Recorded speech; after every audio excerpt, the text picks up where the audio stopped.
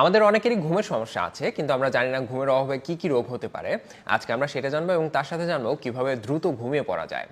তার আগে ছোট্ট একটা অ্যানাউন্সমেন্ট করে নেই, সেটা হচ্ছে আমরা একটা গবেষণা ফান্ড রেজ করা শুরু করেছি।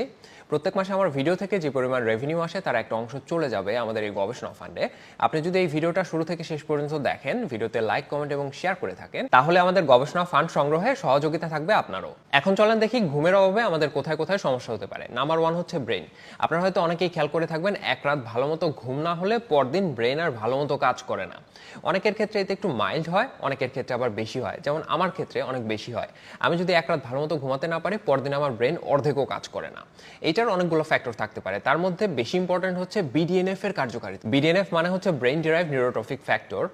এইটার অনেকগুলো কাজ আছে। আমাদের ব্রেনের যে কোষ আছে, এদের জন্মানো মানে হচ্ছে গ্রো করা, বেড়ে ওঠা, এদের একটার সাথে আর একটা সম্পর্ক স্থাপন করা মানে নিউরোট্রান্সমিশন করা, এগুলো ছাড়াও আমরা যখন কোনো কিছু শিখতে চাই নতুন, সেইটা একটা ব্যাপার। এবং আমরা একটা কিছু শেখার পরে সেইটা মনে রাখার যে ক্ষমতা, এই সব কিছুতেই বিডিএনএফ এর একটা বিরাট প্রভাব আছে। এখন আমরা যখন ঘুমাই তখন বিডিএনএফ এর আপরেগুলেশন হয়। আমরা যদি ভালো মতো ঘুমাতে না পারি, তখন হচ্ছে বিডিএনএফ এর এক্সট্রাসেলুলার অ্যাভেলেবিলিটি কমে যাবে। মানে হচ্ছে যতখানি বিডিএনএফ দরকার ছিল অতখানি থাকবে না ব্রেনের ব্যবহার করার জন্য। ফলে কি হবে, বিডিএনএফ যেই কাজগুলিতে হেল্প করতো, যেগুলোর কথা একটু আগেই বললাম, সেই কাজগুলি ভালো মতো হবে না। 2 নাম্বার হচ্ছে প্রজনন ক্ষমতা। এর উপর অনেক গবেষণা করা হয়। একটা গবেষণায় বড় ইঁদুরদেরকে ঘুমাতে দেয়া হয় না, মানে এই ঘুমের অভাবে তাদের প্রজনন ক্ষমতায় কি প্রভাব পড়ে সেটা দেখার জন্য এই কাজ করা হয়, এবং পরবর্তীতে দেখা যায় এই ঘুমের অভাবে তাদের শুক্রাণুর কার্যকারিতা কমে গেছে। আর একটা গবেষণা করা হয় ছোট ইঁদুরদের উপর। এদের ক্ষেত্রে দেখা যায় ঘুমের অভাবে এদের সেক্সুয়াল বিহেভিয়ার পরিবর্তন হয়ে গেছে, তাদের টেস্টোস্টেরন লেভেল কমে গেছে এবং এদের জীবিত শুক্রাণুর পরিমাণও কমে গেছে। মানুষের উপরও বেশ কিছু গবেষণা করা হয়। একটা গবেষণাতে কিছু মানুষকে টানা 8 দিন 5 ঘন্টার বেশি সময় ঘুমাতে দেওয়া হয় না।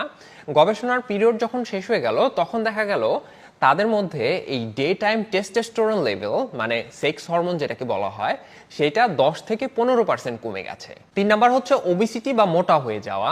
ঘুম যদি পর্যাপ্ত না হয়, তাহলে হচ্ছে যে সমস্ত হরমোন আপনাকে বেশি বেশি ক্ষুধা লাগাবে, সেই হরমোনের পরিমাণ বেড়ে যেতে পারে। ফলে কি হবে, আপনি খাবেন বেশি, মোটাও হয়ে যাবেন। ঘুমের অভাবে মেটাবলিক রেগুলেশনেও পরিবর্তন হতে পারে। ধরেন আপনি আগে যে পরিমাণ খাবার খেতেন, এখনো ঠিক একই পরিমাণ খাবার খান, কিন্তু এখন আপনার মেটাবলিজম রেটটা স্লো। ঘুমের অভাবে আপনার এই মেটাবলিজম রেটটা স্লো হয়ে গেল। তাইলে হচ্ছে সমপরিমাণ খাবার খেয়েও আপনি দেখবেন আগের থেকে বেশি মোটা হয়ে যাচ্ছেন, এরকম ঘটনা ঘটতে পারে। 4 নাম্বার হচ্ছে ইমিউন সিস্টেম বা রোগ প্রতিরোধ ক্ষমতা। এইটা খুবই ইন্টারেস্টিং একটা ব্যাপার। আমাদের মধ্যে দেখে থাকবেন, কেউ কেউ খুব বেশি পরিমাণে অসুস্থ হয়, আবার কেউ কেউ দেখা যায় যে বছরে 1 বার 2 বারের বেশি অসুস্থ হয় না, বা হয়তো তার থেকেও কম অসুস্থ হয়। এটার কারণ হচ্ছে যে